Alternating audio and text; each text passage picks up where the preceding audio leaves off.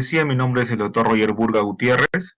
Vamos a comenzar lo que es la clase el día de hoy acerca de gestión del riesgo y desastres. Voy a compartir mi pantalla con ustedes. Entonces comenzaremos diciendo pues que dentro del contexto de lo que es emergencias y desastres hay una parte que es gestión del riesgo de desastres, ¿no? Entonces este modo de ver y enfrentar lo que es las emergencias y desastres es debido a que pues definitivamente el Perú es uno de los países en cuanto a Sudamérica pues está propenso pues a sufrir ciertos grados de eventos adversos, ¿no? Y para lo cual pues definitivamente debemos de estar preparados, ¿no?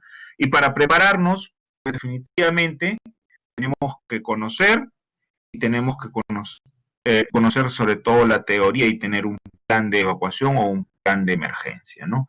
Es por ello que pues en forma constante, pues de una u otra manera se vienen desarrollando diferentes tipos de simulacros de terremotos, simulacros de inundaciones, simulacros de lo que es sismos, simulacros de incendios, y así un sinnúmero de posibilidades o hipótesis que se puedan presentar y en función a ello para que nosotros nos podamos estar preparados sobre todo. Yo me imagino que algunos de ustedes ya deben de haber participado no en uno, sino en varios de los simulacros. Pero si hasta la fecha no han participado en forma consciente y en forma real, es hora de que se pongan a pensar y quieran participar en forma activa sobre todo, ¿no?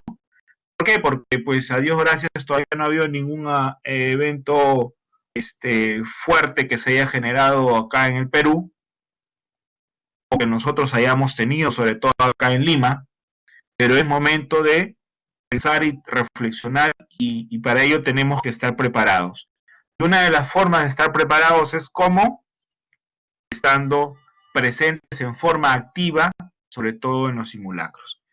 Entonces, como comentaba al inicio, en nuestro país es una constante, sobre todo la ocurrencia de eventos adversos, principalmente de origen local, como son los terremotos, inundaciones, pero también puede haber eventos que sean presentados o se presenten por las manos del hombre, como son lo que es los incendios, probablemente, o en la década de los 80, los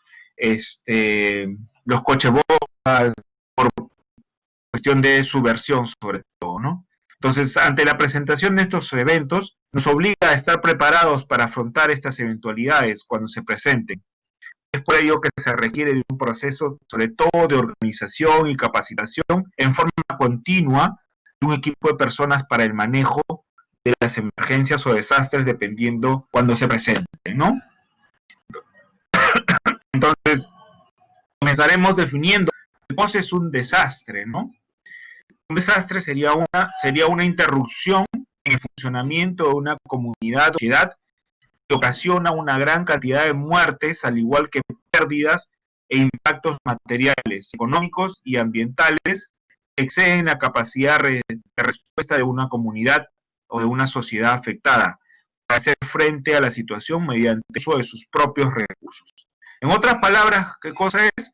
Es cuando excede la capacidad de respuesta, ¿no? La capacidad de respuesta de la localidad o de la comunidad afectada por este evento adverso, sobre todo, ¿no? Y para ello, pues, conocedores somos que en la mayoría de países latinoamericanos son vulnerables a desastres naturales como son los terremotos, los volcanes, las inundaciones. Las consecuencias pueden ser inmediatas en lo que respecta a víctimas e infraestructura. A largo plazo incluso pueden afectar los planes de desarrollo del país. Entonces, conocedores de esto, lo vemos en la realidad actualmente con esto de lo que es el SARS-CoV-2 o el COVID-19, en la cual pues definitivamente es un desastre, no solamente a nivel nacional, sino a nivel global, en la cual pues definitivamente afectan los planes de desarrollo de todos los países actualmente con una tasa de crecimiento por debajo del cero, ¿no? En la gran mayoría de países, ¿no? En los cuales se ve reflejado justamente en lo que es el desarrollo de cada país y pues en llevando a la pobreza a los ciudadanos de estas ciudades, ¿no? Entonces, un desastre ocurre cuando, ¿qué? Cuando existe sobre todo un desequilibrio entre la capacidad de respuesta y las consecuencias del evento, ¿no? Para ello, pues hay un concepto en cuanto a lo que es desastres, en cuanto a lo que es riesgo de desastres, en el cual mencionaremos que el riesgo de desastres comprende el conocimiento de las interacciones de las amenazas y la vulnerabilidad que deben ser evaluadas para establecer el riesgo de un probable desastre como parte de un proceso. Entonces, el riesgo de desastres son todas aquellas posibilidades de pérdidas de vida, lesiones o daños que podría ocurrir como una función de peligro, la exposición, la vulnerabilidad y la capacidad. Entonces, para que haya lo que es un desastre, tiene que haber ¿qué cosa? Un peligro o amenaza. Y ese peligro de amenaza tiene que atacar o actuar sobre ¿qué? Sobre zonas de vulnerabilidad, para que de una u otra manera ocurra lo que es un desastre.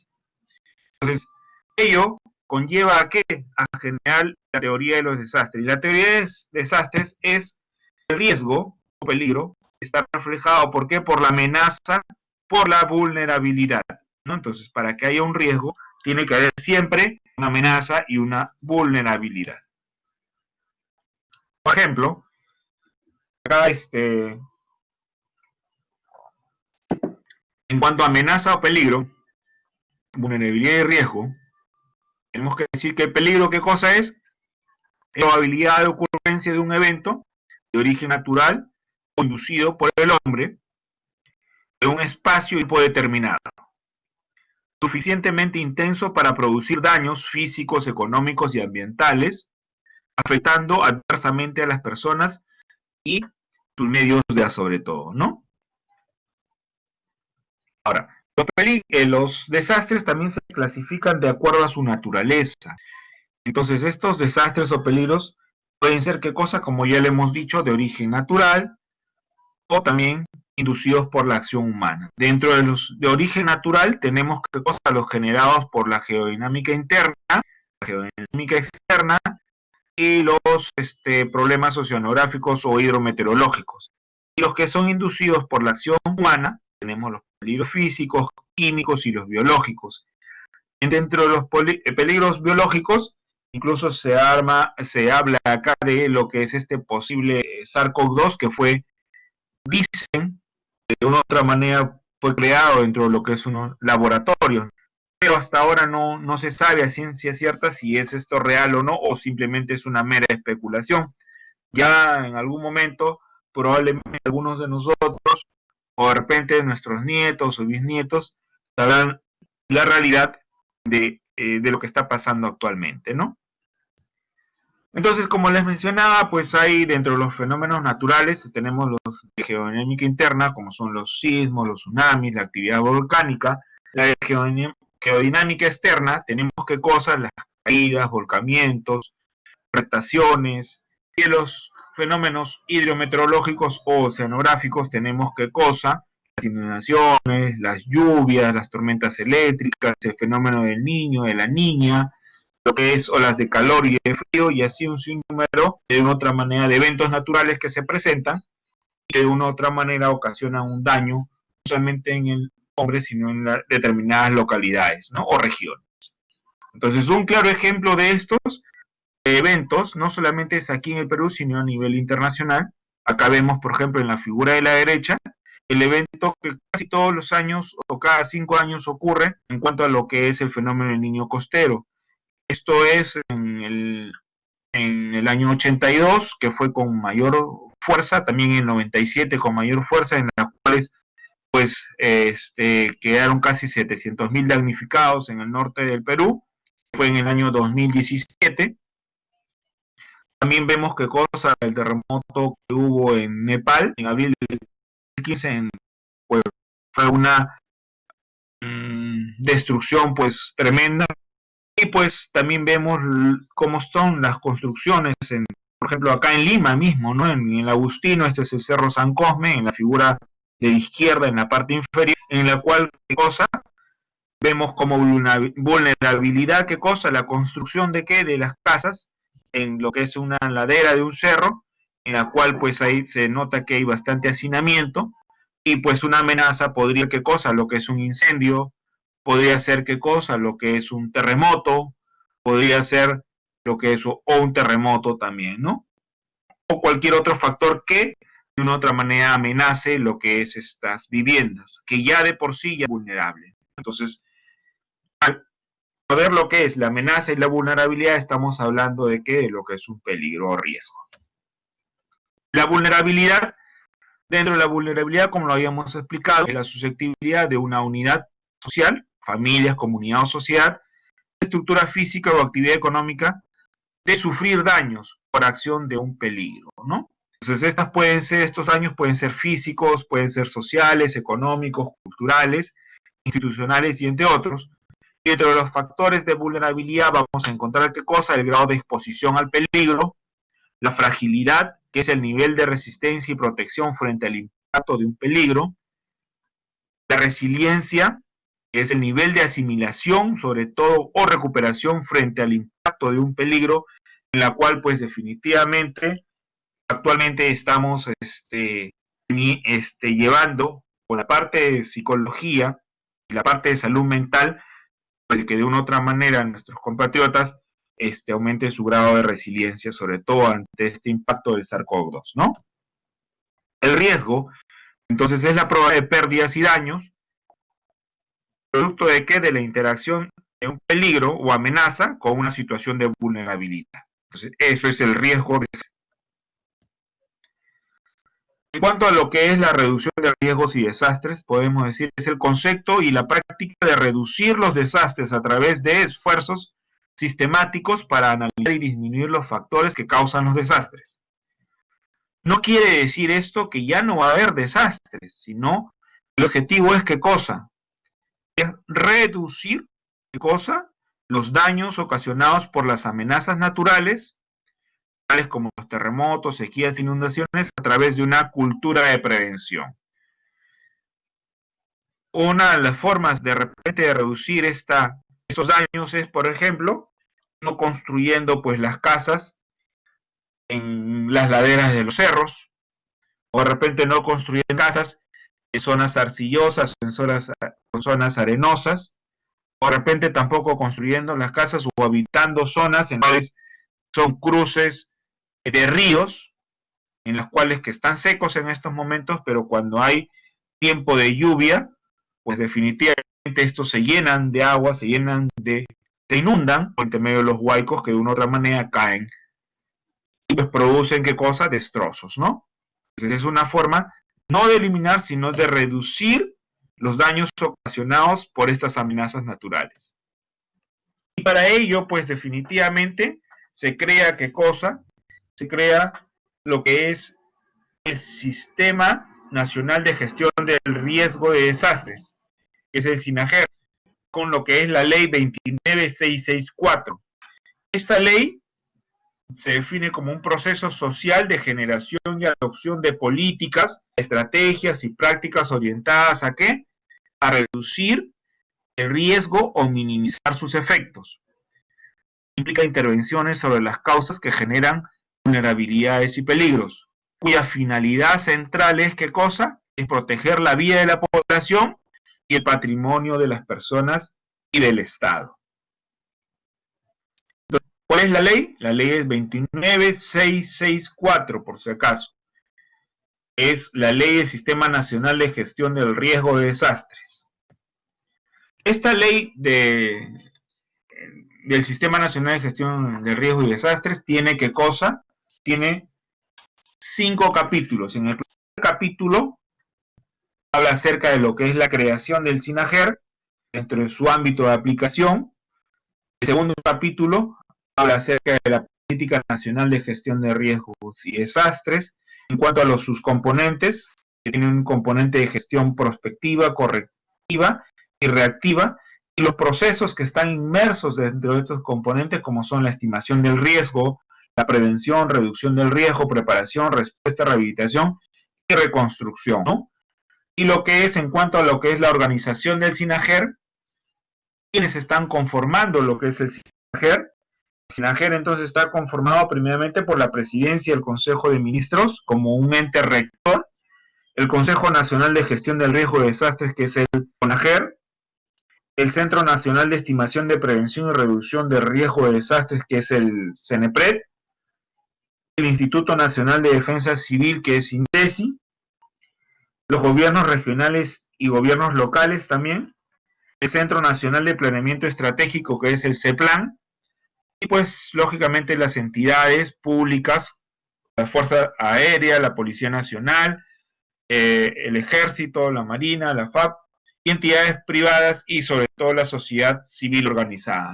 Asimismo, tiene ¿qué cosa? Lo que es un cuarto capítulo que es en cuanto a lo que es los instrumentos que utiliza lo que es el SINAGER para la elaboración y el desarrollo de esta ley, ¿no? Entonces, estos instrumentos son el Plan Nacional de Gestión de Riesgos y Desastres, la Estrategia de Gestión Financiera, sobre todo, de riesgo de desastres, los mecanismos de coordinación, decisión, comunicación y gestión de la información, el Sistema Nacional de Información para la Gestión de Riesgos y Desastres, Radio Nacional de Defensa Civil y el Medio Ambiente, y asimismo tiene el título 5 en cuanto a lo que es las infracciones y sanciones para pues cumplir en forma eficiente sobre todo esta ley 29664 en la cual pues trata de reducir sobre todo el riesgo de un desastre, ¿no?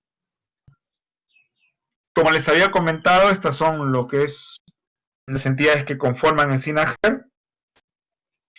Dentro de ello, pues lógicamente, son las etapas en las cuales, pues definitivamente se han venido dando para disminuir, sobre todo, ¿qué cosa? Para disminuir los riesgos y las consecuencias y secuelas, sobre todo, que trae lo que es un desastre, ¿no? Entonces, con el único objetivo de minimizar sus efectos, ¿no? Anteriormente, antes del 2011, todo estaba conformado por el Sistema Nacional de Defensa Civil, que era INDECI, como ente rector, y a partir del 2011, con esta ley de gestión de riesgo de desastres, comienza lo que es esta gestión de riesgo con el SINAGER, en la cual se vienen aplicando políticas justamente para reducir el riesgo o minimizarlos o no, evitar la generación de nuevos riesgos y la preparación y atención ante situaciones de desastres mediante el establecimiento de principios como son alineamientos de políticas, componentes y procesos o instrumentos de gestión del riesgo de desastres, ¿no? Como ya lo habíamos mencionado, los sucesos son la estimación de riesgo, la prevención, reducción, preparación, respuesta, rehabilitación y reconstrucción, en la cual están inmersos dentro de lo que es la gestión prospectiva, correctiva y reactiva, ¿no? Ahora, todo esto, de una u otra manera, se da ¿por qué? No se da porque se nos ocurrió en la Universidad Ricardo Palma generar lo que es una ley para la gestión de riesgos y desastres, no, sino que este es un acuerdo que de una u otra manera se da a nivel en las Naciones Unidas el 18 de marzo del 2015 en el marco de Sendai, que es para la reducción del riesgo de desastres entre 2015 y 2030, o sea, como meta para reducir esto y que de una u otra manera se adopta en esta conferencia de las Naciones Unidas, ¿no?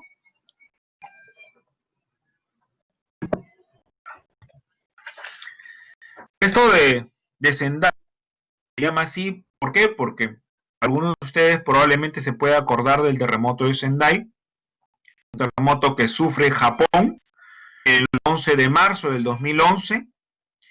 Fue uno de los mayores terremotos desde que se comenzó a registrar lo que es la intensidad de estos terremotos desde hace más o menos 140 años.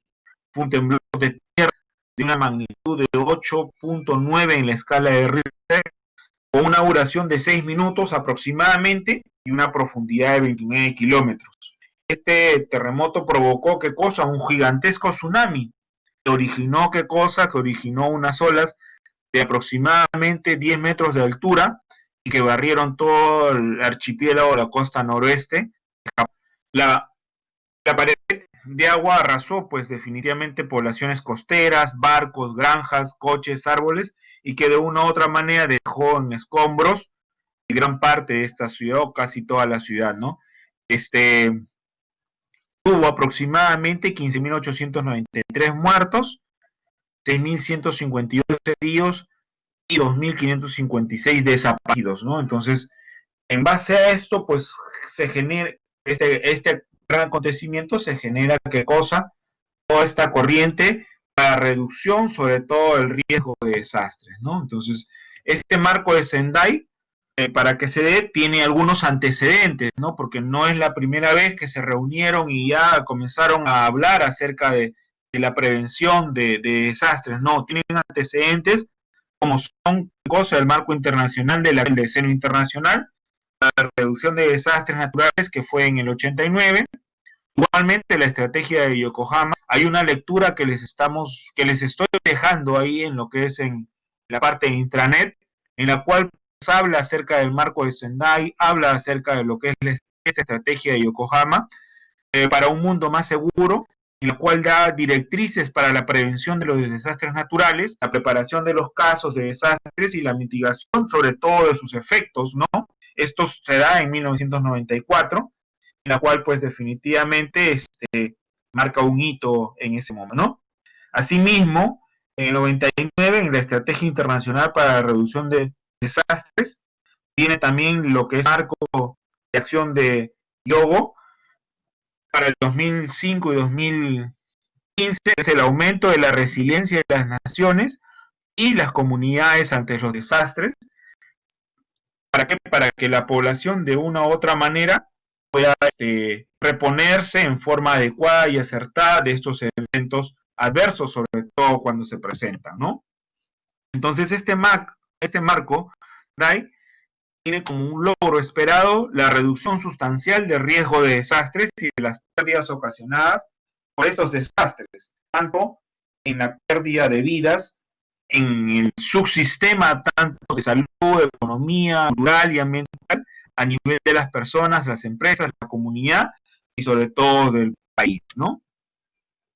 La meta es, ¿qué cosa? Como ya le hemos reiterado en varias oportunidades, es prevenir la aparición de nuevos riesgos, disminuir los existentes con medidas integradas e inclusivas en todo nivel, la prevención y reducción a la exposición de las amenazas y vulnerabilidades de los desastres, aumente la capacidad sobre todo de preparación y respuesta ante los desastres naturales ocasionados por los hombres, reforzar e incrementar la capacidad de resiliencia. Entonces estos son las metas que de una u otra manera se plantearon y que todos los países están tratando de implementar cada uno a su criterio y de acuerdo a sus realidades existentes. Los objetivos son 6 objetivos, cuales pues definitivamente se enmarcó este marco de Sendai. El primer objetivo era reducir la mortalidad mundial causada por los desastres a nivel mundial para el 2030 y lograr disminuir la tasa de mortalidad por cada 100.000 personas en la década del 2020 al 2030 en relación al periodo 2005-2015, ¿no? Entonces, yo creo que esto de una u otra manera ya es un objetivo que no va a poder lograrse, ya que pues esta pandemia está considerada como un desastre, en la cual pues definitivamente la cantidad de muertes que ha habido a nivel mundial es alta, ¿no? Otro objetivo era reducir, ¿qué cosa? El número de personas afectadas por los desastres a nivel mundial para el 2030 y lograr reducir el promedio mundial por cada 100.000 habitantes con respecto a la década o al periodo 2005-2015. Bueno, en la última década, 2005-2015, hubo 1.500 millones de personas que fueron afectadas por los desastres. Últimamente, pues lógicamente, se buscaba disminuir esta cantidad en el 2020-2030, pero pues definitivamente va a ser imposible con esto que estamos viviendo actualmente. Como objetivo 3 tenemos tenemos ¿qué cosa? La reducción de las pérdidas económicas causadas directamente por los desastres en relación con el Producto Bruto Interno para el 2030, igual es otra meta que definitivamente no se va a poder cumplir, reducir considerablemente los daños causados por los desastres en las infraestructuras vitales y la interrupción de los servicios básicos como son las instalaciones de salud, educación, incluso el desarrollo de la resiliencia para el 2030, es algo que sí de una u otra manera se está trabajando, no solamente ahora, sino desde bastante tiempo, en que ya lo vamos a ver oportunamente en el transcurso de lo que es la clase. Como quinto objetivo tenemos incrementar considerablemente el número de países que cuenten con estrategias de reducción del riesgo de desastres a nivel nacional y local para el 2020, aumentar considerablemente la disponibilidad y el acceso de las personas a los sistemas de alerta temprana, de peligros múltiples y a la información sobre el riesgo de desastres y las evaluaciones para el año 2030, ¿no? Entonces es un proceso en el cual todos los países vienen implementando lo que es diversos sistemas de alerta temprana. El Perú también es uno de los países que viene implementando ya desde hace buen tiempo estos sistemas de alerta temprana, sobre todo para lo que es tsunamis, sobre todo para lo que es terremotos, sobre todo para lo que es huaicos a nivel de lo que es fluviómetros, a nivel de lo que es en las quebradas sobre todo, ¿no?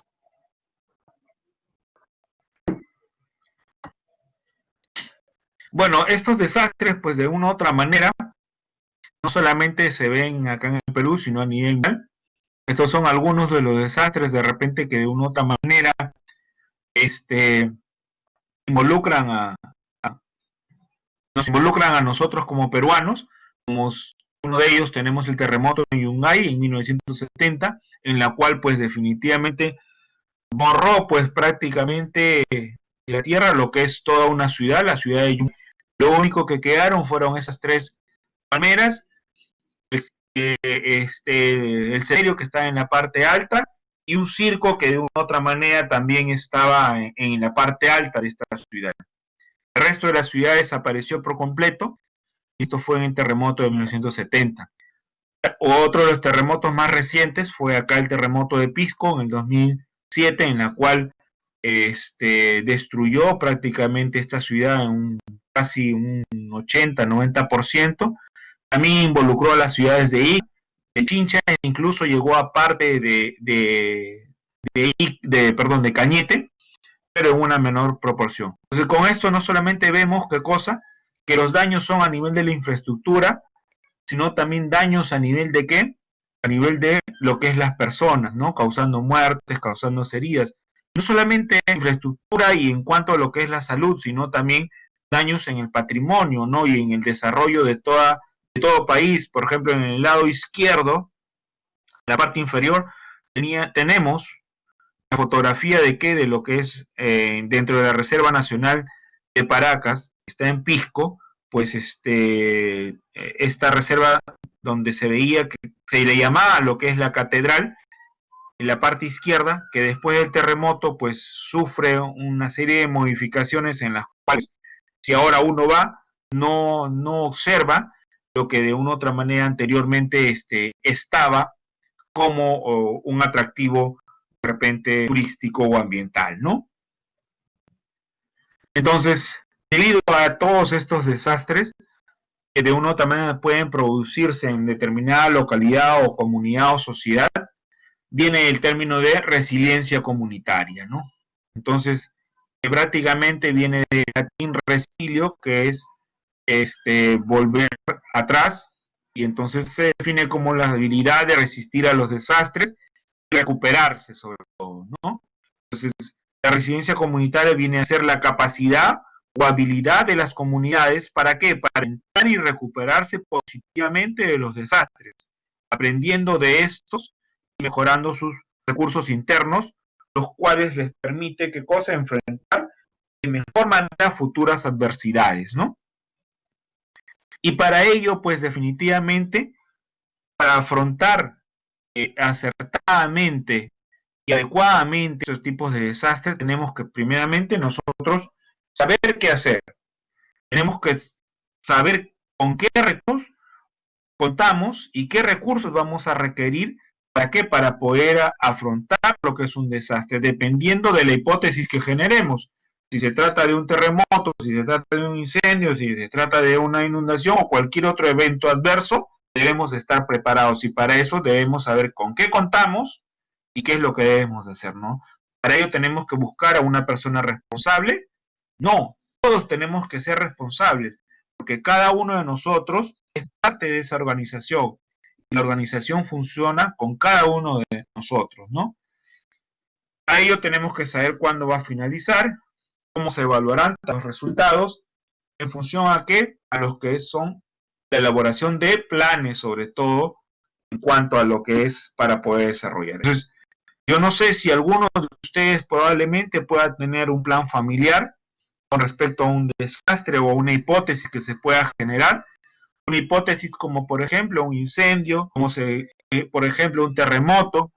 Aquellos que viven probablemente, no sé, en Chosica, de repente cuando se presentan inundaciones o en San Juan del Lurigancho también, de una u otra manera a veces en la época del verano se presentan ciertas inundaciones, ¿no? Entonces, lo primero que nosotros debemos de conocer y saber y hacer es qué cosa, tener un plan ante un evento adverso, en estas palabras, ante un desastre, ¿no?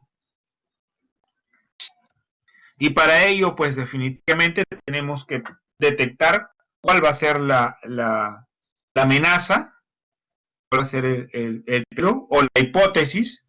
Probablemente yo vivo en un edificio, lo primero que tengo que generar mis hipótesis es si es que va a pasar lo que es un incendio.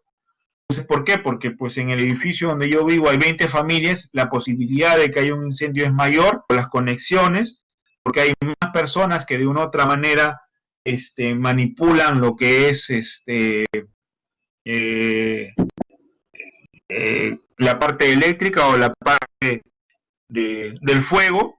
Entonces, si en función a esa hipótesis yo tengo cosa que diseñar lo que es, qué es lo que voy a hacer, tengo que decidir quiénes van a intervenir en ese momento y para ello cosa tengo que hacer, tengo que organizarme, ¿no? Entonces no solamente es quién es el que organiza el papá o el encargado de la familia, sino todos los componentes de la familia. Entonces, ¿cómo definiríamos un plan familiar? Es un conjunto de actividades que los miembros de una familia deben realizar. ¿Para qué? Para estar preparadas y responder de manera planificada y sobre todo organizada ante una situación de emergencias y desastres, ¿no? Este plan familiar de emergencia está centrado principalmente en los principios del bien común y de la autoayuda, la gestión del riesgo de desastres, ¿no? En cuanto a lo que es ese concepto de bien común, el bien común se consigue como el hecho de poder vivir y convivir con las demás personas en un estado de total armonía. Lo que corresponde a todos es velar por el bienestar en general de todos los componentes de quién, de la familia o del conjunto de personas que habitan en ese momento, ¿no? ¿Quiénes van a participar en este plan? Entonces, ¿requiere de quién? ¿De una persona? ¿Solamente del papá o de la mamá o del que está liderando el grupo? No, de todos. Si en estos momentos estuviéramos, ¿qué cosa? En las aulas de la Universidad Ricardo Palma y se produce lo que es un terremoto y se produce lo que es, ¿qué cosa? Lo que es un incendio, nosotros debemos de estar preparados, quiénes van a salir primero, por dónde van a salir, cuáles son nuestras vías de evacuación, sobre todo qué es lo que debemos de hacer, hacia dónde debemos de dirigirnos, ¿no? Eso significa preparación. ¿Por qué? Porque si es que todos salimos por una misma puerta, como son en la universidad, entonces pues lo primero que vamos a originar es ¿qué cosa? Que las personas, si es que hay una persona que se cae, esa persona pues prácticamente va a fallecer porque el resto va a venir en esta vida y va a atropellarlas, las va a asfixiar sobre todo, ¿no? Entonces hay mucha gente que definitivamente muere por errores absurdos, ¿no? Por errores absurdos en los cuales pues definitivamente por una falta de prevención y de preparación, pues lógicamente No mueren por el evento adverso, sino por consecuencias de ese evento en sí, ¿no? Como una segunda o tercera razón. Un ejemplo de ello es lo que ocurrió pues en esta discoteca en San Juan del Lurigancho, creo que fue cuando intervinieron la policía, ¿no? Entonces todo el mundo quiso salir y pues a los que primero quisieron salir y cerraron la puerta fueron ellos los que de una u otra manera se asfixiaron y es por eso que hubo tanta muerte, ¿no? La desesperación ganó y el afán de querer salir o querer escaparse, en este caso con respecto a ellos, pues lógicamente pudo más que el raciocinio, ¿no? O sea, fue una cuestión de instinto. Entonces ahí tenemos que considerar, como les he dicho, las rutas de evacuación, los sitios seguros fuera del hogar en caso no puedan regresar, las formas de comunicación en caso de estar separados al momento de la ocurrencia de este evento, conocer sobre todo la utilidad del número 119, establecer lugar y hora de la reunión en caso de estar separados, contar con el combo de supervivencia sobre todo, ¿no? Entonces para ello, lo primero que debemos de hacer es, ¿qué cosa? Mantener la calma. La preparación nos debe dar calma y seguridad. Nuestra calma se contagia a las demás personas. ¿Qué quiere decir esto? Si yo me pongo nervioso, me pongo a llorar, me pongo a gritar y me pongo el que está a mi costado igualito va a ser y se va a poner más nervioso. Pero mientras más personas estén calmadas, mientras más personas estén preparadas y hayan elaborado lo que es sus simulacros al respecto, entonces están mejoradas, por lo tanto van a reaccionar con más calma, ¿no? Y ello va a llevar tranquilidad a quienes están dentro de su entorno, ¿no? Entonces para ello tenemos que preparar nuestros escenarios. Pongo como ejemplo el terremoto y la inundación, que son escenarios que se presentan este, con mayor frecuencia acá en la ciudad de Lima, y vamos a definir, evacuar o quedarse. Hay que definir si evacuamos o que no nos quedamos. Por ejemplo, si yo vivo en el piso 20, pues lógicamente corro más riesgo entre evacuar, porque me puedo caer en las escaleras, porque tampoco voy a ser loco de ponerme en el ascensor y bajar el ascensor ante un terremoto, ante un incendio. Entonces tengo que primeramente verificar cuáles son mis zonas de seguridad y probablemente lo más adecuado es quedarme en ese momento, ¿no? Hasta que baje eso y ni bien pase este evento, pues lógicamente ya poder salir, ¿no? Definir una zona segura alterna. Hay que ver también los escenarios, si se presentan de día o de noche. De día es fácilmente porque pues todo se ve, pero si se presenta de noche, el fluido eléctrico se corta, ¿no? Y al cortarse el fluido eléctrico, pues lógicamente todo es oscuro, ¿no? Entonces tenemos que tener nuestras linternas o estar preparados para saber qué hacer en ese momento. Tenemos que ver también si es que hay heridos, cómo los vamos a atender, dónde los vamos a reubicar y todo ese tipo de cosas, ¿no? Y para ello, pues, una forma de preparar nuestro plan de emergencia familiar es, ¿qué cosa? Diagramar nuestro domicilio, ¿no? Identificar nuestros factores de riesgo, si son factores materiales, nuestras zonas de riesgo, los muebles, como si los muebles van a bloquear alguna salida, si las de la construcción pues son débiles, zonas de evacuación, donde me voy a colocar y todo eso, ¿no? Para ello tengo que tener estrategias como, por ejemplo, reforzar las estructuras que están débiles, el mantenimiento de las puertas, el mantenimiento de las rejas, fijar algunos muebles que de una u otra manera a veces los tenemos sueltos, ¿no? Como son los relojes, mamparas, no sé, algo de repostería que a veces está a punto de caerse y pues no se arreglan, y por ahí justo pasamos al momento de evacuar y se cae nuestra cabeza, hace qué cosa que nos caiga, que nos desmayemos y lógicamente pues vamos a interrumpir el paso de aquellos que de una u otra manera van a salir también, ¿no? Entonces todo esto se prevé en lo que es simulacros, ¿no? Para ello tenemos que determinar las funciones y responsabilidades de cada integrante de la familia. También es muy importante qué cosa, tener nuestro combo de emergencia. En el combo de emergencia tenemos lo que es una mochila y lo que es la caja. En la mochila de emergencia, prácticamente tiene que ser cada mochila para 2 miembros de la familia. Debe de durar por lo menos 24 horas esa mochila, en la cual tenemos que colocar ciertas cosas en la medida de que, en la medida de la composición de nuestra familia o de la composición de los que viven con nosotros. Si tenemos niños, pues tenemos que asegurarnos en cuanto a la alimentación de los niños. Si tenemos mascotas, también de una u otra manera, tenemos que ver la alimentación de esa mascota, ¿no? Entonces, incluso tenemos que colocar ahí dinero también, ¿no? Pero no dinero de repente en monedas, en billetes de 50, de 100 o de 200, sino en monedas y billetes de baja denominación. ¿Por qué? Porque si ahora tenemos problemas cuando pagamos con 50 soles y nos dicen que no tienen cambio, imagínense en un momento de emergencia pagar con 50 soles, va a ocurrir dos cosas, o nos quitan los 50 soles o nos dicen que no hay, pues no. Entonces, eso también se tiene que prever, ¿no? Y para ello, una mochila de emergencia tiene algunas de estas cosas, pero como les he dicho, va a depender de qué, de la constitución de la familia, ¿no?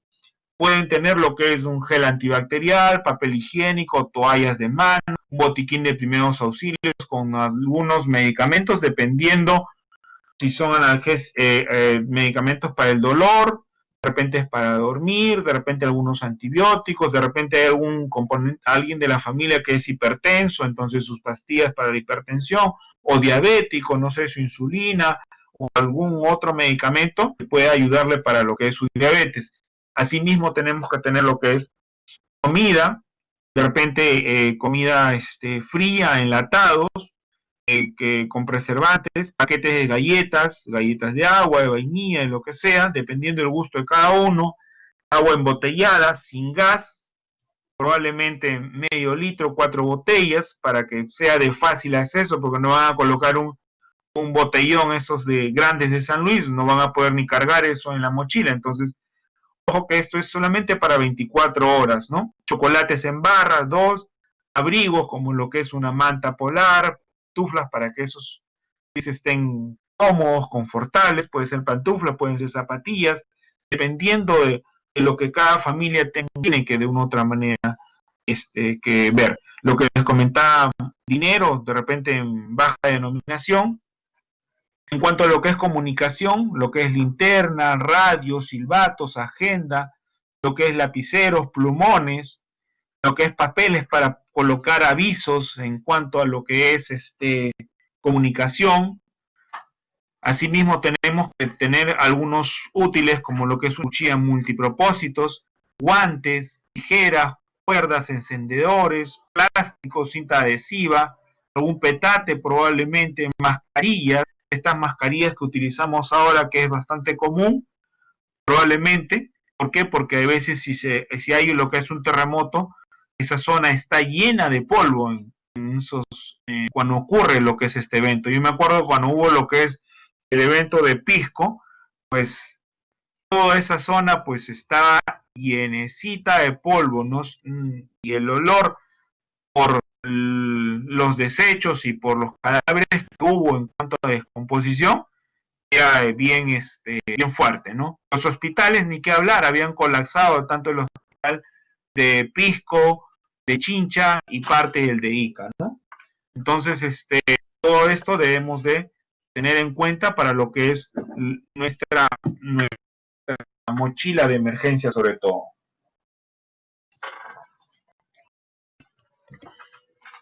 Esta mochila de emergencia tiene que acompañar con lo que es una caja de reserva. Ya en esta caja, pues lógicamente, tenemos que colocar muchos más productos, ¿no? De una u otra manera nos puedan dar lo que es una seguridad de 2 a 4 días más, ¿no? Ahora, como les comentaba, tenemos que conocer este número 119. Es un número para que podamos dejar mensajes, sobre todo, tantos mensajes por vía del teléfono celular o por el teléfono fijo, ¿no? En la cual marcamos el 119, colocamos el 1, el código del departamento y no es el número fijo elegido sobre todo, ¿no? Si mi teléfono, yo vivo en Ica, pongo el 056 y pongo el 262177, entonces y dejo el mensaje, ¿no? Este mensaje tiene que ser tiene que de una u otra manera ser breve, tiene que ser corto, porque no solamente nosotros estamos dejando estos mensajes, sino hay un montón de personas que también necesitan dejar ese tipo de mensajes, ¿no? Entonces, igualmente, para el celular es ¿qué cosa? El 119, el número 1 y el celular elegido, pues que de una u otra manera, ¿no? Para escuchar los mensajes, igualito, colocamos el 119, en vez de colocar el número 1, colocamos el número 2, el código de departamento y el número en la cual pues definitivamente se ha dejado lo que es este mensaje, ¿no? Igualmente para el celular, 119, el número 2 y el número del celular en la cual pues definitivamente ya nosotros como familia, en nuestro plan familiar, hemos acordado dejar los mensajes en ese número fijo o en ese número de celular, ¿no? Entonces, como les he dicho, tiene que ser corto y preciso, ¿no? Acá les he traído algunos ejemplos en cuanto a dos escenarios distintos, en cuanto a lo que es un sismo y lo que es una inundación. Eso los voy a pasar. Ustedes ya los van a revisar porque estas diapositivas se están quedando en donde se están quedando acá en el intranet, están colgadas para que de una u otra manera ustedes puedan revisar, puedan ver qué se puede hacer en función a qué, a lo que es un sismo o una inundación, y puedan armar sobre todo sus planes de familiares sobre todo, ¿no? Entonces, en caso de sismos, ¿cómo nos podemos preparar? ¿Cómo podemos responder ante esto? Y que pues de una u otra manera podamos salir airosos mediante esta respuesta, ¿no? Igualmente, para lo que es un caso de inundación, ¿cómo nos preparamos? ¿Cómo respondemos en función a esto? ¿Para qué? Para que de una u otra manera salgamos con éxito, ¿no?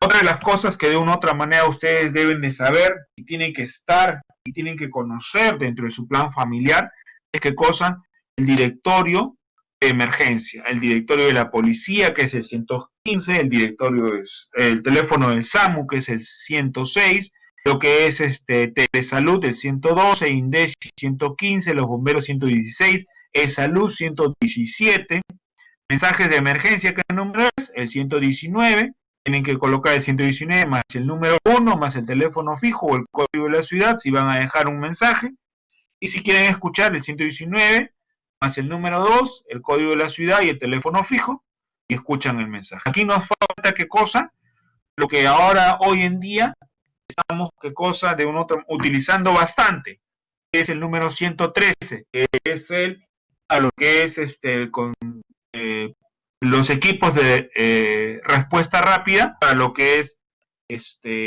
COVID-19, ¿no?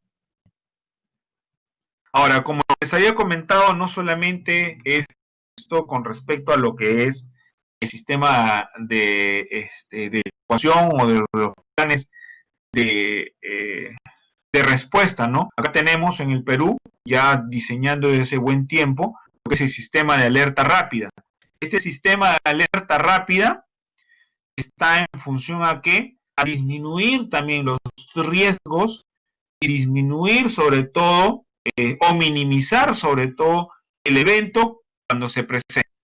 Entonces, ¿y cómo se minimiza? Alertando en forma rápida y oportuna, para los cuales pues se genera lo que es esta ley nuevamente, 29664, que es el Sistema Nacional de Gestión y de Riesgo y Desastres, en la cual tiene como objetivo, ya lo hemos dicho, minimizar sobre todo, minimizar el impacto del evento adverso, ¿no? Entonces, ¿y cómo se logra eso, ¿no? Mediante componentes del sistema de alerta temprana, como es generalmente el conocimiento del peligro. Como vemos ahí en el gráfico, en la figura en superior izquierda, vemos qué cosa, una serie de edificaciones al borde de qué, al borde de lo que es el río. ¿Dónde podemos ver esto acá en Lima? En Cañete, en Lunahuaná. Si alguno de ustedes ha ido a Lunahuaná, vemos una serie de hoteles que están al borde del río. Incluso algunos de ellos están, las habitaciones dan ahí a 2 o 3 metros del río cuando pasa. Entonces, hasta ahora no hay nada, esperemos que nunca haya nada, pero no es lo más adecuado, ¿no? Igualmente, lo que vemos es el monitoreo y seguimiento mediante estos sistemas de alerta temprana, en la cual pues lo que hacen es comunicar en forma oportuna, ¿no? ¿Y cómo comunican? Mediante lo que es radios, teléfonos, celulares y otros sistemas en cuanto a lo que es tecnología avanzada, que lo vamos a ver en estos momentos, ¿no? Y para ello, pues lógicamente debemos de estar organizados mediante lo que es una capacidad para responder este evento cuando se presente, ¿no? Entonces, uno de estos eventos, uno de estos sistemas de alerta temprana es ¿qué cosa? La ubicación en todo el litoral peruano de mareógrafos. Estos mareógrafos, ¿qué cosa? Están colocados en 8 puntos, sobre todo dentro de este litoral peruano, lo que es en la caleta de la Cruz, en la caleta de Bayobar, de Guarmey, de Huacho, de Cerro Azul, de Atico, de la Planchada y en la caleta Grau, sobre todo, ¿no? En la cual, pues, definitivamente están en forma continua, viendo lo que es la actividad de las olas, el movimiento de las olas, y en cualquier aumento de esta actividad, comienza a generar esta alerta de un posible tsunami, sobre todo, y para que estemos preparados a nivel de la costa, ¿no? Y no solamente esto hay 7 estaciones de transmisión de lo que es una transmisión digital terrestre, en la cual pues definitivamente están en la ciudad de Trujillo, ciudad de Lima, Arequipa, Camaná, en la cual mediante lo que es el sistema del televisor, pues lógicamente sale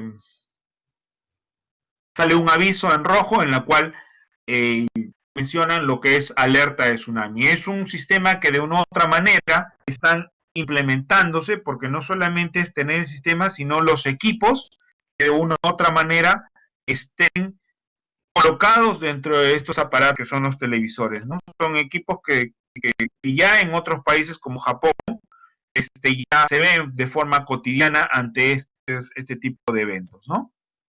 Entonces, estos son los mareógrafos que están distribuidos en toda la costa. Tenemos ahí en Guarmey, tenemos el de la Cruz, tenemos en Bayobar, en Huacho, en Hilo, en Atico. Son los mareógrafos que de una u otra manera están viendo la actividad de las olas, sobre todo. Y esto es lo que les comentaba con respecto a esto de la televisión digital terrestre. Este es un proyecto de ampliación y mejoramiento del sistema de alerta temprana de tsunami, sobre todo en las principales localidades de la costa. Entonces, mediante estos avisos, se envía lo que es, acá por ejemplo, en el ejemplo que está en el canal 7, lo que es la televisión peruana, el canal televisivo del Estado peruano, en la cual en plena programación, si hubiese lo que es un evento como un tsunami, sale este aviso, ¿no? Sale el aviso en el que tienen que prepararse, que está a punto de darse un tsunami, ¿no? O nos dice 30 segundos para que llegue, prácticamente como se ve a veces en las películas, ¿no? Estos son proyectos que se vienen generando no desde ahora, sino ya desde bastante regular tiempo, mediante lo que es convenios. Hay un convenio con lo que es la JICA, que es una agencia de cooperación internacional de Japón, que desarrolla un receptor de alertas de emergencia basado en las señales EWBS, que enciende solo en el caso de emergencia con una luz roja del fondo de pantalla, ¿no? Mayormente esto está instalado en lo que es las emisoras de radio, en las cabinas de las emisoras de radio. Entonces se genera lo que es esta luz y que significa lo que es alerta tsunami, y las emisoras de radio comienzan comienzan a generar lo que es la información. ¿Para qué? Para que la gente de una u otra manera pueda proteger, ¿no? Y se vaya sobre todo a lugares más altos, ya que la ola de tsunami puede ser de 3 metros, de 5 metros o de 10 metros, como se presentó ahí anteriormente con el ejemplo que hemos visto, ¿no? En el terremoto de Sendai. Y como les comentaba, no solamente eso está en la costa peruana, sino también hay fluviómetros que de una u otra manera están colocados en las quebradas, en este caso en las quebradas de Lima, como son en Chosica, en el distrito de Lurigancho, en la cual pues definitivamente para ver sobre todo la presencia de huaicos, por ejemplo, tenemos colocadas en donde, en la quebrada del Pedregal, en la quebrada de Corrales, en la quebrada de la Libertad, es para ver sobre todo y que nos avise ante un evento adverso como es la presencia de huaicos, ¿no? Entonces, esto es lo que es la primera parte, que de una u otra manera vemos y desarrollamos con lo que es la gestión de riesgos de desastres. Ahora vamos a tocar lo que es igualmente lo que es un tema de actualidad con respecto a lo que es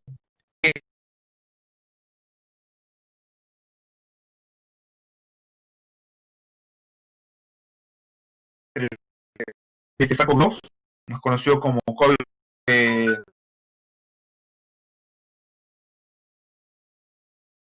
lo que es algunas estrategias, ¿no?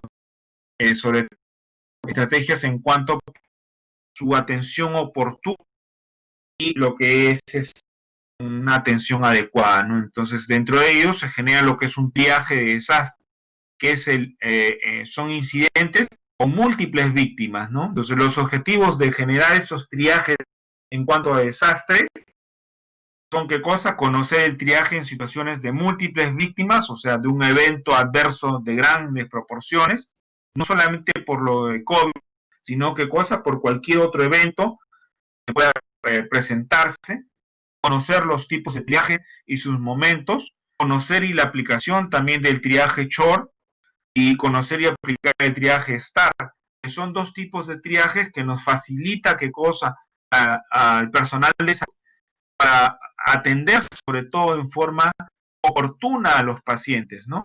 Entonces, dentro de ello tenemos las fases de la atención médica de emergencia, hay una fase prehospitalaria y una fase hospitalaria, ¿no? En la fase prehospitalaria tenemos qué cosa, el puesto médico de avanzada, en la cual pues hace un triaje en cuanto a una atención inicial y posteriormente se deriva a este paciente, lo que es mediante un transporte y van haciendo un segundo triaje y un tercer triaje es cuando llega al hospital, en el cual hay una recepción, hay un triaje y una atención final sobre todo para darle soporte, pero para que llegue al hospital nosotros tenemos que comenzar a utilizar cualquiera de estos triajes, ¿no? El triaje STAR o el triaje SHORE, de una otra manera los vamos a ver a continuación.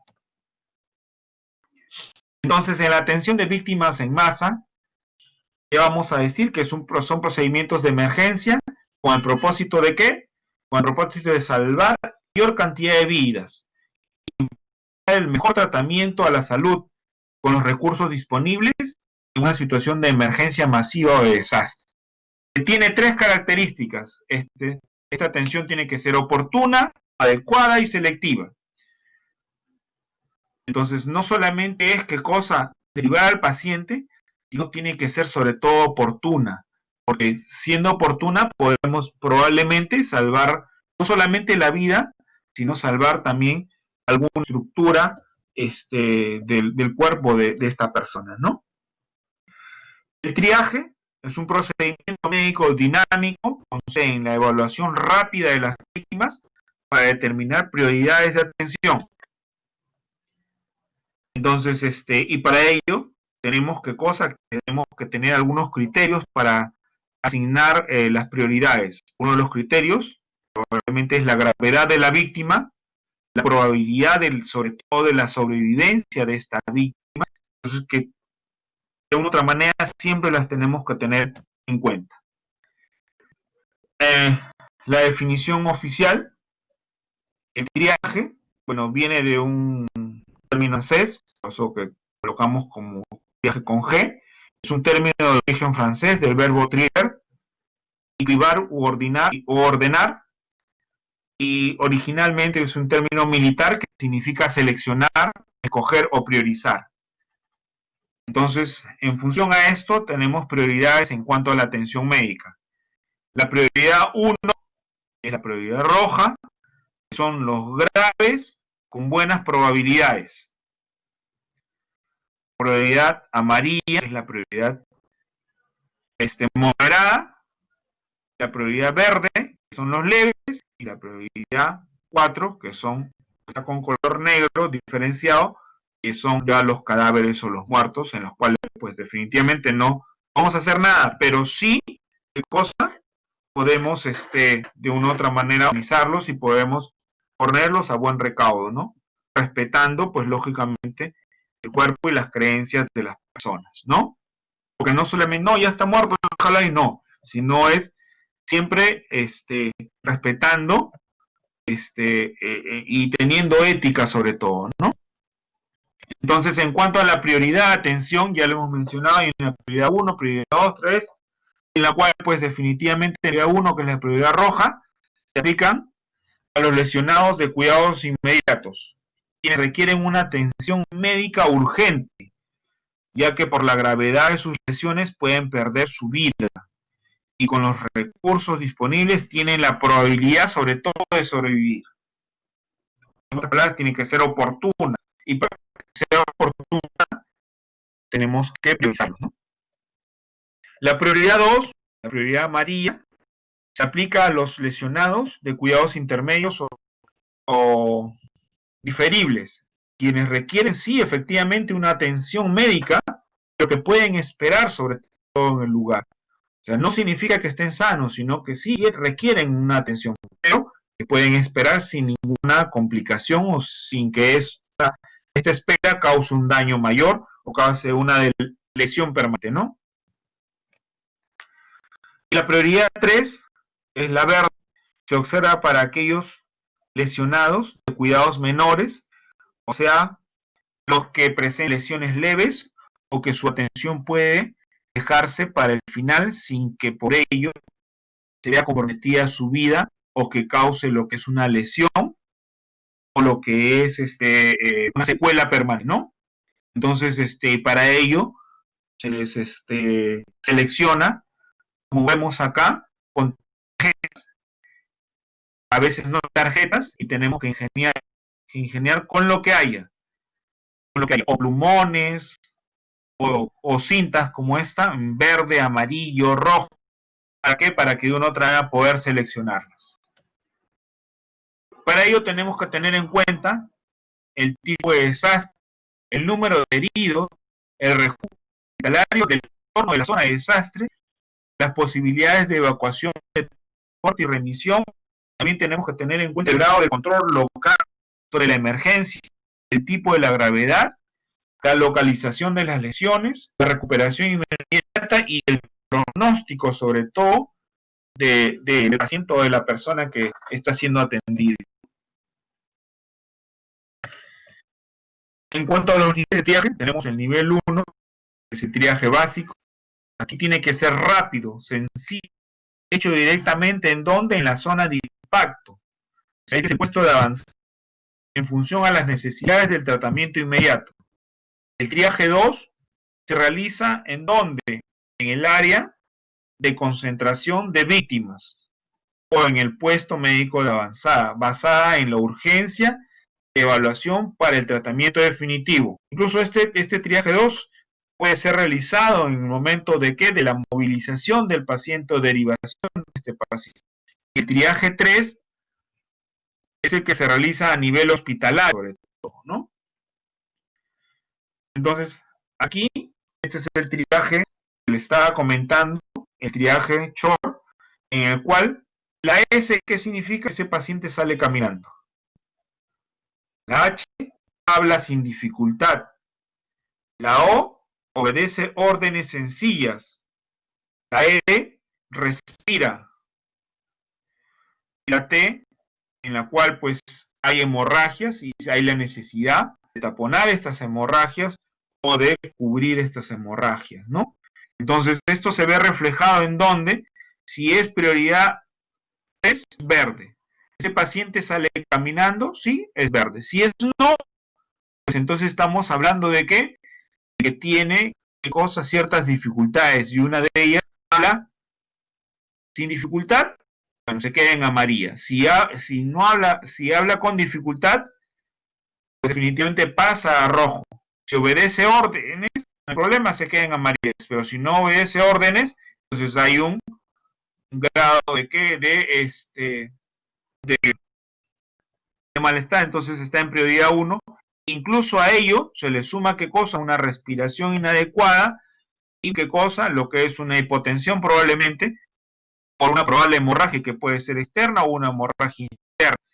Entonces, todo ello se observa y se ve y se valora con este triaje short. Y el otro triaje STAR está en función a qué, igualmente, ve qué cosa, lo que es pacientes ambulatorios y no ambulatorios. En cuanto a pacientes ambulatorios, tenemos lo que es el color verde. En los pacientes no ambulatorios, vemos si respira. Si no respira, hay que ver la vía aérea. Y si que la vía aérea está permeable y no respira, pues definitivamente ya está, ¿qué cosa? Está acabada, ¿no? Pero si respira, hay que ver qué cosa, su frecuencia respiratoria, si está menos de 30, hay que ver qué cosa, si hay un adecuado llenado capilar, si está menos de 2 segundos o más de 2 segundos, hay que ver también qué cosa, el grado de conciencia, si obedece órdenes simples sobre todo, si no puede obedecer órdenes simples, y si es que de otra manera ese llenado capilar está más de 2 y su frecuencia respiratoria está más de 30 por minuto, definitivamente pasa qué cosa, a una prioridad 1, ¿no? Color rojo. Pero si ese paciente, su llenado capilar está en menos 2, su frecuencia respiratoria está en 30, obedece órdenes simples, pasa a lo que es a un triaje moderado, que es su triaje amarillo, ¿no? Entonces ese es con respecto a al triaje STAR, el flujograma de lo que es este tipo de triaje, ¿no? Acá les traigo también algunos ejercicios en cuanto a lo que es algunos casos. Los van a resolver y los van a ver ustedes y probablemente los van a presentar a cada docente en la práctica, en la cual, por ejemplo, un hombre de 40 años, si sale caminando, gritando ayuda, en que van a catalogar como un juego, una prioridad 1, prioridad 2, prioridad 3. Entonces, esas cosas igualmente para el resto, de una u otra manera de ejemplos, estamos colocando en estos momentos, ¿no?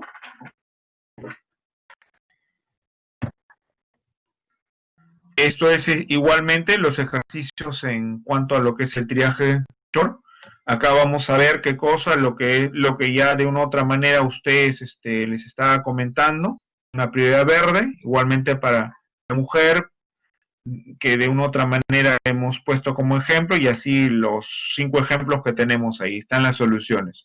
Entonces, ya ustedes están pensando cómo lo van a hacer, igual, véanlo, repásenlo, probablemente podamos colocar algún ejemplo probablemente de estos en el examen, ¿no? Ahora, respecto a lo que es esta pandemia, también se han organizado los sistemas en cuanto al comando y organización de cuidados críticos frente a lo que es los desastres, como lo que es conocido como el nombre de COVID-19, ¿no? Cuyo objetivo es conocer qué cosa, primeramente, el enfoque general de cómo gestionar un desastre, conocer el concepto y los componentes del comando salud en la gestión del riesgo de desastres, conocer la articulación entre los comandos en salud establecidos dentro de una misma institución y entre las instituciones, sobre todo. Y asimismo identificar los puntos críticos que afectan la implementación correcta del comando salud. Entonces el concepto o la palabra comando no significa qué cosa, no significa lo que es una organización militar o un grupo de personas, no. Es un tablero de control en el cual pues definitivamente se enfoca a realizar actividades que vayan a mejorar, sobre todo en forma planificada, las acciones para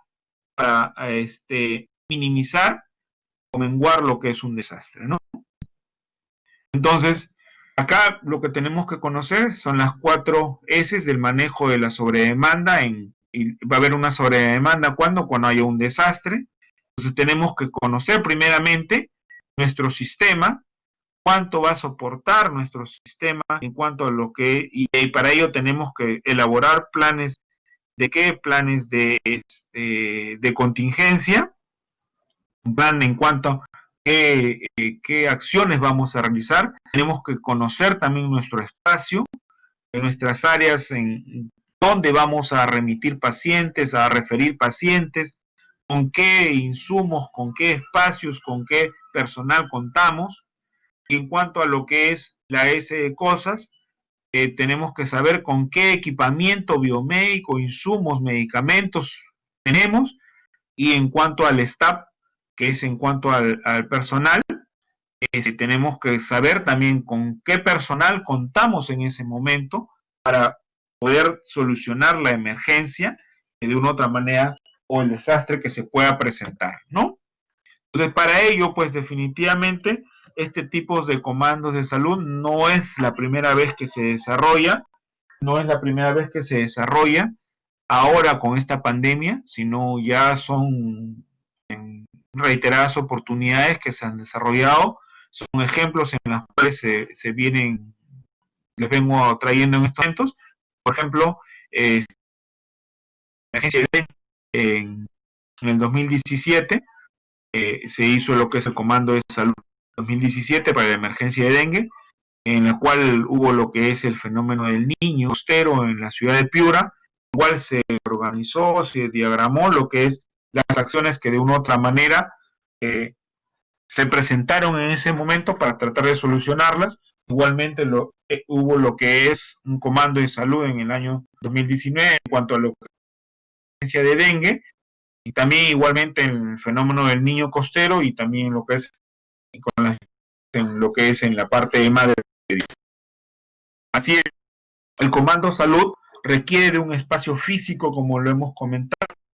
¿Para qué? Para que se realicen las coordinaciones respectivas en todos sus componentes y que haya un enlace sobre todo con lo que es la comunidad y los actores estratégicos para el sector salud. Entonces, debido a ello, se comenzaron a implementar, ¿qué cosa? Lo que es los puestos de comando de salud, donde se efectuó una coordinación entre el MINSA, salud, la compañía de gobierno, las sanidades y el voluntariado también, que de una u otra manera se vio, ¿no? Y para ello, pues lógicamente, se dieron algunos lineamientos y se hizo lo que es planes en cuanto a lo que es los de contingencia, ¿no? Entonces, estos puntos de comandos en salud lo que hace es permite que las coordinaciones entre los líderes de los equipos de las fuerzas de tarea de cada sector y de cada puesto médico, incluyendo el voluntariado, ¿no? En la cual se organizan, ¿para qué? Para responder en forma rápida y oportuna ante esta eventualidad, ¿no? Igualmente son los ejemplos de la instalación del funcionamiento de los puestos de comando. Esta fue en la emergencia sanitaria que hubo lo que es en San Juan del Lurigancho, en la cual pues definitivamente también se implementó este tipo de comandos, en la cual pues estuvieron las reuniones incluso mínimo 2 veces al día. Puede haber reuniones en forma cada 2 o 3 horas, dependiendo de las características las características de la emergencia y de las necesidades que pueda tener este la sociedad o el lugar donde esté afectado sobre todo, ¿no? Y para ello es, como les comentaba al inicio, es indispensable tener qué cosa, algunas herramientas, o contar con algunas herramientas, como son qué cosa, los mapas, la lista de hechos en cuanto a lo que es insumos, los planes de contingencia, los planes de respuesta, planes de acción, las tarjetas de acción, y sobre todo conocer la localidad en la cual pues definitivamente se está interviniendo, ¿no? Y para ello pues juega un papel muy importante lo que es la logística, para ver qué cosa, la dotación de carpas, el manejo de albergues, lo que es residuos sólidos, alimentación, lo que es agua, desagüe y todos ese tipo de cosas, ¿no? Incluso lo que es el punto clave acá es la gestión del agua y los residuos sólidos, en manejo de albergues, enlaces comunitarios, la calidad del agua, protocolos, procesos y algunos otros procedimientos que de una u otra manera se tienen que implementar para solucionar el problema en ese momento, ¿no? Como les comentaba, el papel que juega la logística es muy importante en función a lo que es la provisión de estas carpas para que puedan ser atendidas, no solamente las carpas en el punto de respuesta local, sino también a los diferentes niveles, tanto al nivel 1, nivel 2 o nivel 3, que es el nivel hospitalario. ¿Por qué? Porque muchas veces la capacidad del hospital pues es sobrepasada, ¿no? Y para ello se tiene que instalar qué cosas, carpas, instalar lo que es hospitales de emergencias al costado de los mismos hospitales, implementar una serie de acciones para poder realizar una atención adecuada. O hay veces, pues definitivamente los mismos hospitales, qué cosa, no en una zona segura, entonces se tienen que implementar este tipo de acciones, ¿no?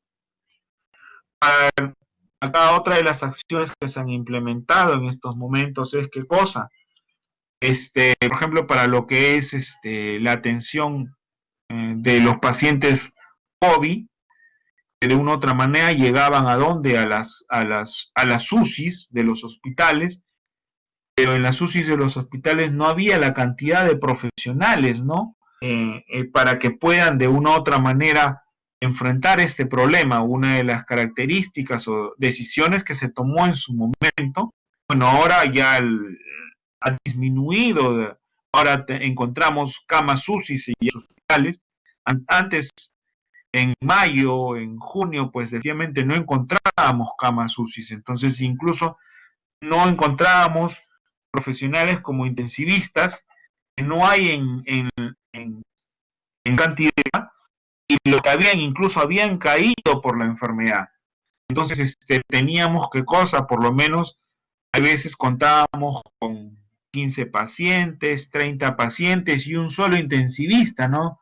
O dos intensivistas. ¿Qué hacer entonces ante ello, no? Entonces, qué cosa, conformar lo que es grupos, grupos de profesionales para que puedan actuar estos grupos bajo el liderazgo de este intensivista, ¿no?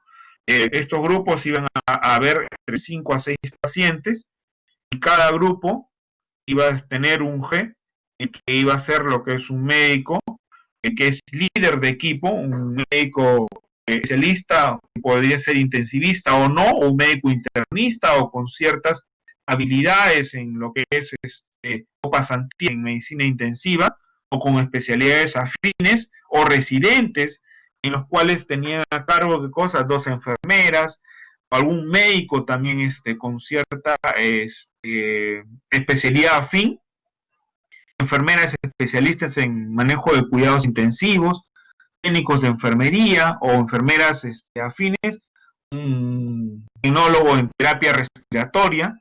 Entonces todos ellos conformaban probablemente un grupo de 6, 7 personas que veían qué cosa, que veían 5 a 6 pacientes y que estaban bajo el mando de un médico intensivista, ¿no?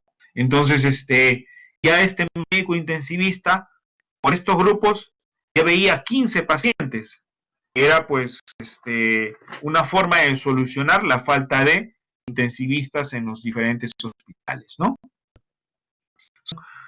Acciones que se tienen que tomar, eso sin disminuir la calidad de la atención, pues lógicamente, ¿no? Entonces, cada comando de salud tiene 7 funciones básicas, que son las siguientes, como gestión de la información pública, seguridad, operaciones, logística, planificación y presupuesto, ¿no? La participación de la población organizada permite la intervención eficiente y para ello, pues definitivamente es vital la línea 113 e información pública, ¿no? Muy a pesar de que esta línea 113 muchas veces uno llamaba y nadie respondía, justamente por lo que es la gran demanda que existía, ¿no? Igualmente, como ya lo hemos mencionado, acá hay lo que es los comandos de salud en la cual tiene que cumplir estas acciones.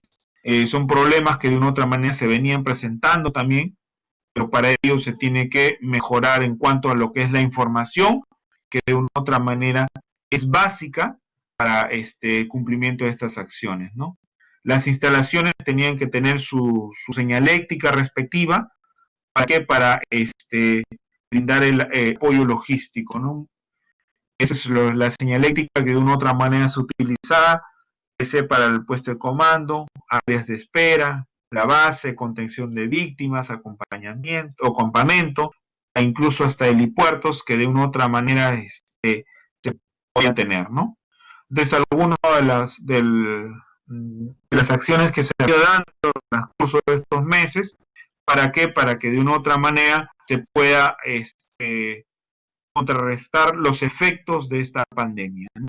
Los efectos que de una u otra manera se puedan generar en lo que es, cuando ocurre lo que es un desastre. Esta es una cartilla, es una lista de verificación, aislamiento para la respuesta al COVID-19 o SARS-CoV-2, ¿no? En los hospitales sobre todo, ¿no?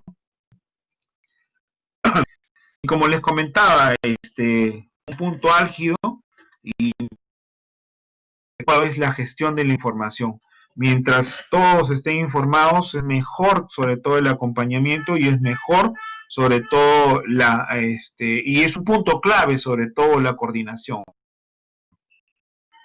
El objetivo para establecer un sitio de atención alternativa es administrar la carga de pacientes hasta que el sistema local de atención médica pueda gestionar las demandas de los pacientes.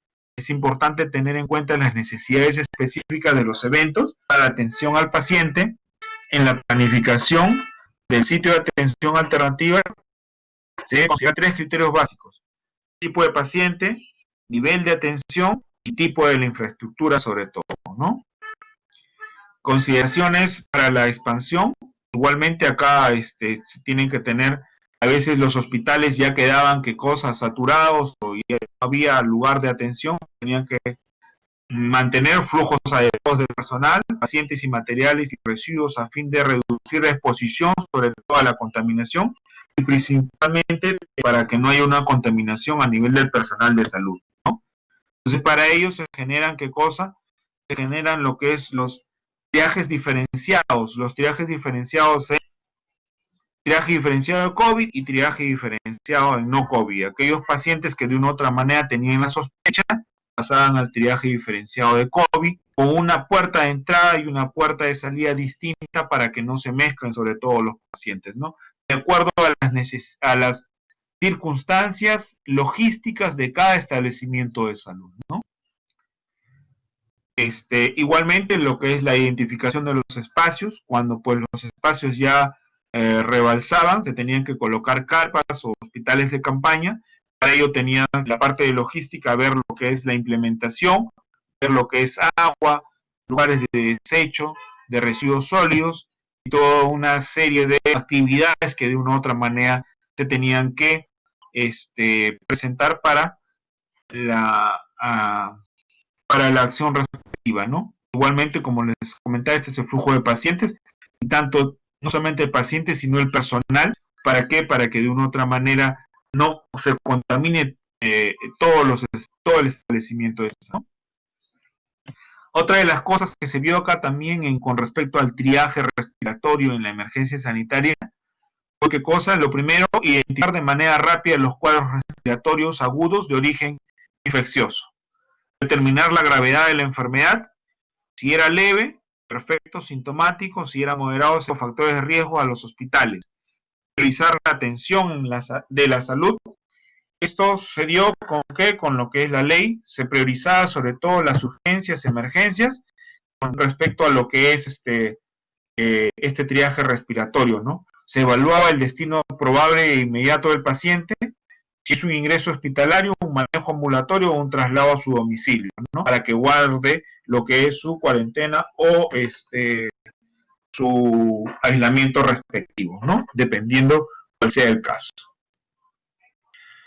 Con este triaje respiratorio, ¿qué se buscaba? Se buscaba reducir el riesgo de transmisión o contagio dentro de los establecimientos de salud, aislar la posible fuente de infección, contribuir a la regulación de la demanda y reducir la sobresaturación, sobre todo en los establecimientos de salud, recopilar información que facilite la identificación y localización posterior del paciente, que de una otra manera acudía a los establecimientos de salud, ¿no? Y para ello, pues incluso, como les dije, es una foto de un triaje diferenciado, en la cual pues mayormente se hacían fuera de los establecimientos de salud, en la parte delantera, sobre todo ¿para qué? Para que haya una ventilación adecuada y los insumos logísticos que de una u otra manera juegan un papel muy importante para este tipo de acciones, ¿no? Entonces, para ello hay resoluciones en las cuales se tienen que elaborar estos planes de contingencia. Esto no es algo nuevo, es algo que ya el Ministerio de Salud, pues de una u otra manera, viene implementando en el transcurso del tiempo. Por ejemplo, estas son resoluciones de 2015, en la cual, pues, lógicamente aprueba los lineamientos para la implementación de los procesos de gestión reactiva.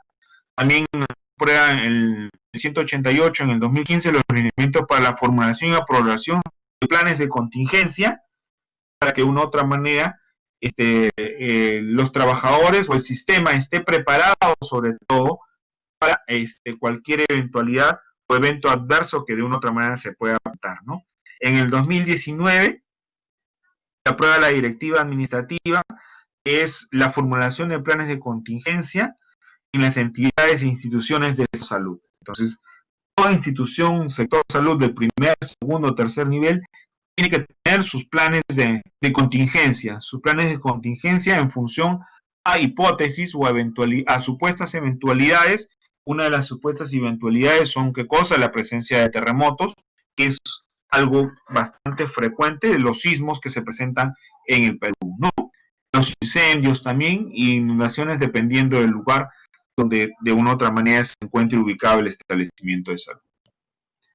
La finalidad, ¿qué cosa es? La finalidad es establecer la organización en el sector salud para una oportuna y adecuada respuesta ante la inminencia o ocurrencia de un evento adverso, que es la emergencia o desastre, que pone en riesgo la salud de la población y el funcionamiento de los establecimientos de salud. El objetivo principal es establecer los procedimientos específicos del sector salud, sobre todo para la formulación de los planes de contingencia ante la inminencia u ocurrencia de un evento adverso, emergencia o desastre, en el marco de la ley 29664, que es la ley de SINAGER, para el sistema de gestión de riesgo de desastre, ¿no? Entonces aquí de una u otra manera esta es una aplicación obligatoria a todo el Ministerio de Salud, no solo al Ministerio de Salud, sino de Salud y las Fuerzas Armadas, la Policía Nacional incluso, para que tengan sus planes de contingencia ante probables eventualidades. Un plan de contingencia, ¿qué es lo que lleva? Lleva lo que es la parte de introducción, la finalidad, cuáles son los objetivos, la base legal, el ámbito de aplicación, sobre todo este plan de emergencia. Dentro de los contenidos tenemos los determinantes del escenario de riesgo y la identificación del peligro, el análisis de la vulnerabilidad, determinación del nivel de riesgo, la organización frente a una emergencia, el grupo de trabajo en cuanto a la gestión de riesgo y desastres, los procedimientos específicos en cuanto a lo que es preparación, alerta, el comando, la coordinación de la organización y atención de salud, los procedimientos de continuidad de los servicios, porque los servicios no pueden pararse en lo que es en salud, ¿no?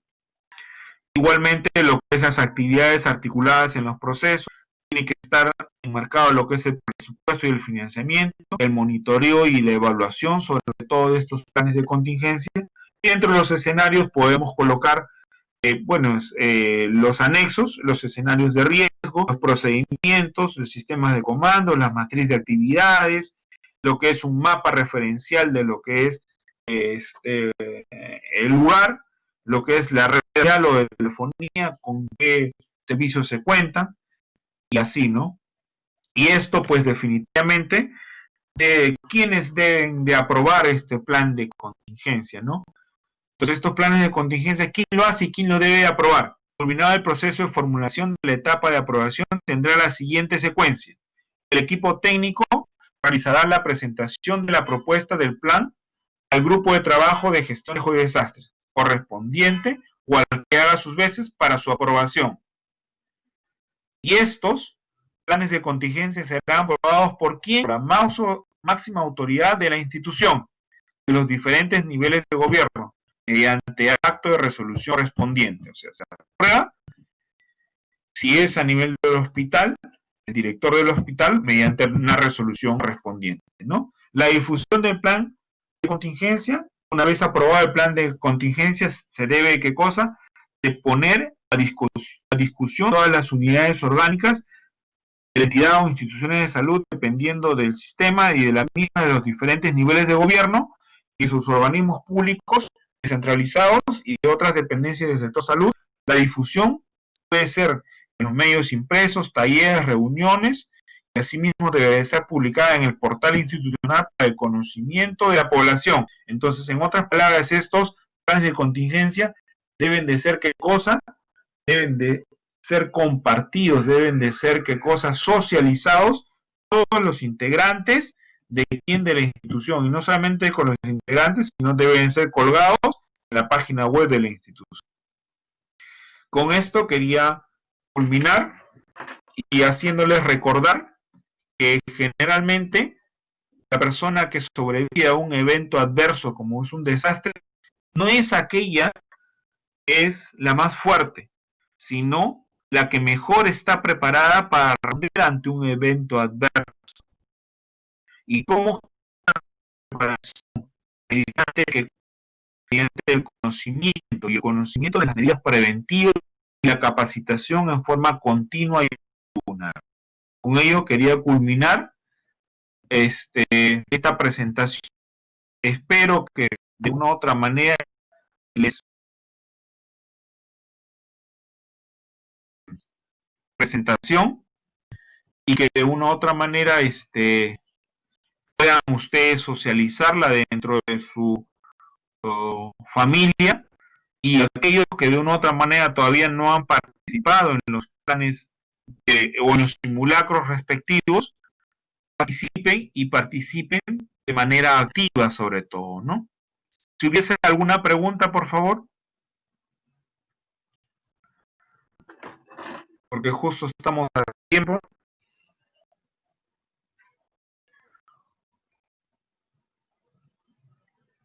Bueno, no habiendo alguna pregunta, delegada. Delegada. Sí, doctor. ¿Qué tal? ¿Cómo está? Entonces damos por concluida la clase del día de hoy. El próximo martes, ya saben, van a tener también la clase, creo, de salud ocupacional, y el examen creo que está programado para el día martes a las 7 de la noche, y sus presentación de los protocolos de investigación para el día jueves, ya con los grupos que de una u otra manera la doctora Lituma ya nos va a comunicar tanto a ustedes como a nosotros como docentes, y en función a eso, pues vamos a ir desarrollando esta presentación. Ok, los dejo. Un gusto haber compartido en esta hora y media con ustedes, hora y media y un poquito más. Y bueno, simplemente a ser activa en la parte de, sobre todo de la preparación para estos planes de contingencia, ¿no? Ok, un gusto, hasta luego.